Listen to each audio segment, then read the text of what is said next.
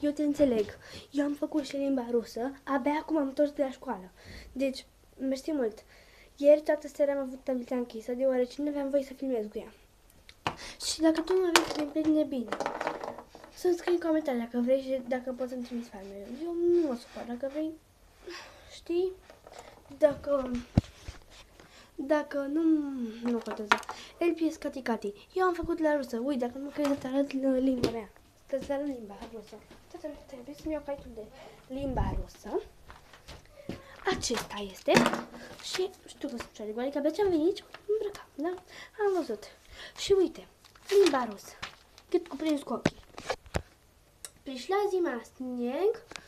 Și este așa. Пришла zima, opa, a sosit iarna. Și uite, diferența între rusă și română. Și am numai 10 la rusă. A sosit iarna și пришла zima. Deci, LPS Cati Cati și LPS Fabrica Channel. Nu LPS Fabrica Channel, pardon. LPS Cati Cati și LPS BFF. Nu vă răspuns la mesaje. Să-mi cereți în comentarii dacă vreți să mai fiți prieteni și dacă vreți să-mi trimiteți familie. Bine, pa!